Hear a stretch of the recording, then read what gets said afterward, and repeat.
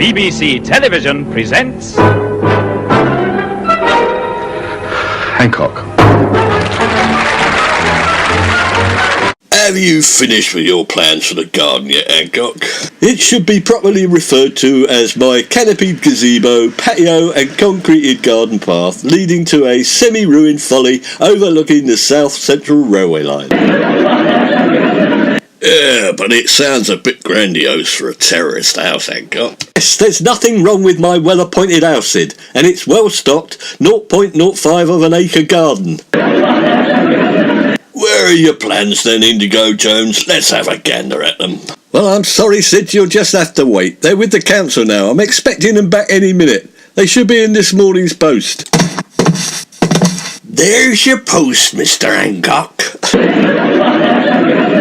Yes, thank you very much, Jim. See you tomorrow. Why has he started to call you Mr. Hancock all of a sudden? Well, funny you should mention that, Sid. I stopped next door's cat from savaging him. It had hold of his left leg and was trying to drag him through the cat flap. How on earth did you stop him then? Well, I had to put my hand into the cat flap and prized his foot out of the beast's mouth. We are talking about Mr. Whiskers. He's a lovely, friendly little chap. No, he's got another side that you don't see, Sid. Just don't turn your back on him, is my advice. It's the catnip. One sniff of that and he turns into Garfield.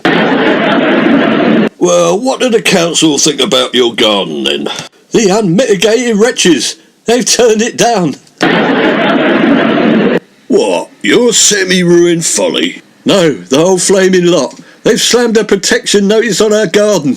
It's now a site of special scientific interest, whatever that means. What, our garden? All it's got are Japanese knotweed, giant ogweed and dandelion. No, don't be too hard on it, Sid. It's been on Gardener's Question Time, hasn't it? I don't remember that. Why on earth would they come down and look at our garden? Well, people wanted to know whether it was possible to get rid of Japanese knotweed. So they came here, took one look and said, not a chance.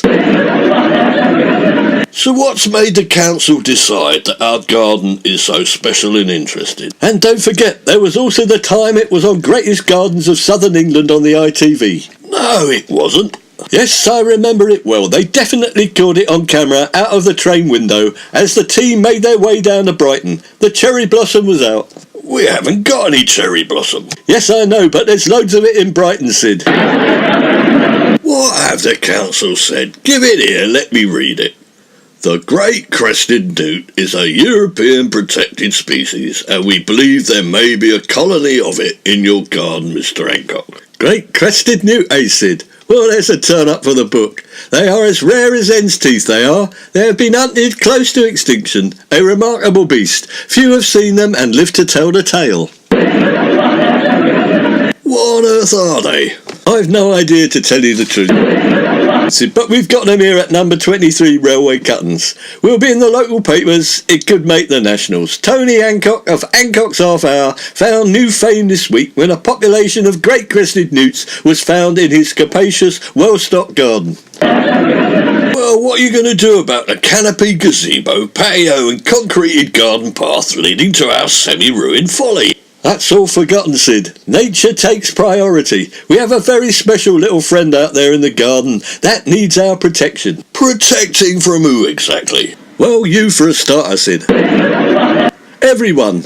Your big boots. You can't go out there anymore. You're barred. You might crush a newt. The end of the species. Last of the Mohicans. Crushed out of existence underneath the giant plates of meat of Sid James.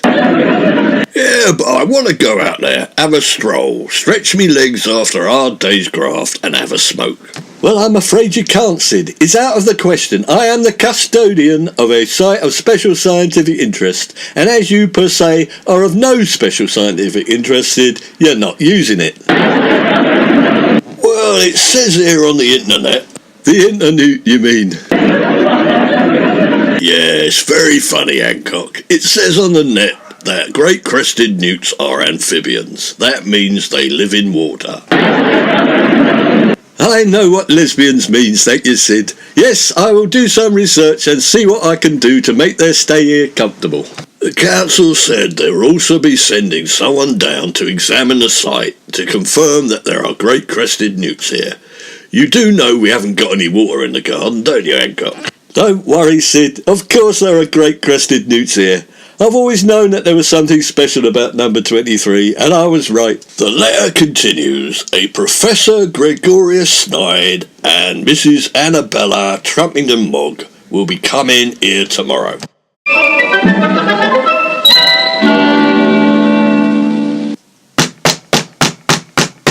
Hello. Good evening. Oh, I've come about the newts. Oh, I'm the world's leading expert on great crested newts, as it happens. Well, there is only me. They're all dead. No, not the newts, the other experts. I didn't do him in, though. There's a golden die. Yes, well, thank you very much for coming. I'll show you around the garden if you like. Oh, no, you mustn't. Oh, you mustn't go in the garden anymore. Oh, the great crested newt is deadly poisonous. You mustn't walk around with your trouser legs rolled up or nothing. I don't as a rule. Oh, you should try it. Oh, it's a great way to get a tan. I used to wear shorts until I got bitten. So you've been bitten. When was that then? No. Oh, you misunderstand me. Oh, not bitten. Bitten. No, they're wading birds and they'll give you a terrible nip if you're not careful. Oh, there's so many dangerous creatures out there, it's quite frightening. I can't see anything about great crested newts being poisonous on the net. Oh, don't look at that silly old thing. No, I'm the leading expert on them, and I don't write nothing down. No, the little crested newt, he won't touch you. But I'm the only one who's been bitten by a big crested newt and lived to tell the tale. Nobody else knows. They're all dead, you know. Yes, so you keep saying. Is this lovely lady, Mrs. Annabel Trumpington Mogg? Mr. Tony Aloysius Hancock at your service. Yes, hello, Mr. Hancock. I'm the secretary of the Great Crested Newt Society, and I can vouch for everything Professor Snyde says. You must never go into your garden without anti-venom and an anaphylactic pen. Not surprisingly, we don't happen to have any anti-venom. Where can we get anti-venom from? I think Tony's got his own pen, though. Can't give you any. The last person who tried to milk the fangs of the Great Crested Newt died a very painful death and went completely mad first.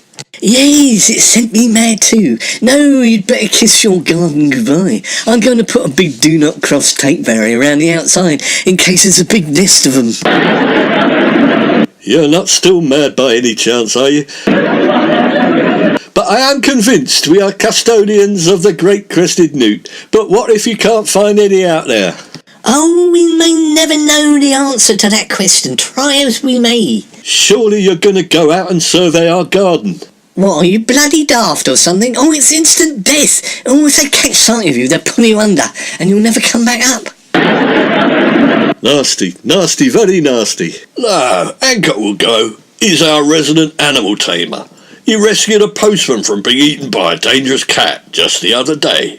Well, I might have been exaggerating just a little bit, Sid. These newts sound a lot more dangerous. I think I'll stay inside, thank you very much. You take Mr. Whiskers with you if you like.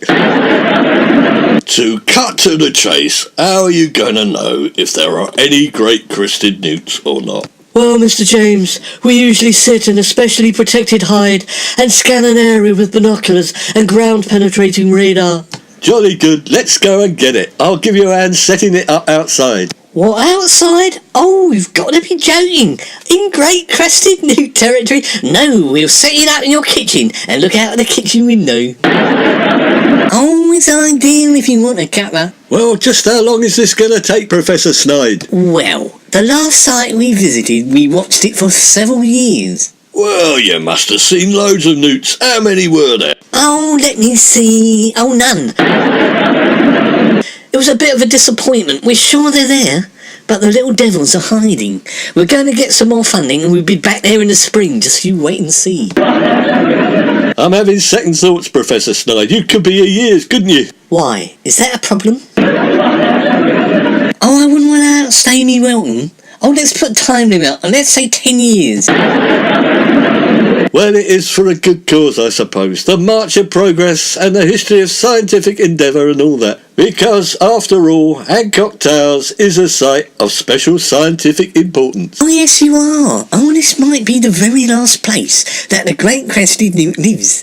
So it's vital that we stay until we find the cheeky little beggar. For 10 years, you've got to be joking. Has anybody seen a Great Crested Newt? I really don't think so. But we'll never give in. Oh, the tricky thing is, the little blighters can spend months underwater. They're amphibians, you know. Yeah, I read all about that on the net.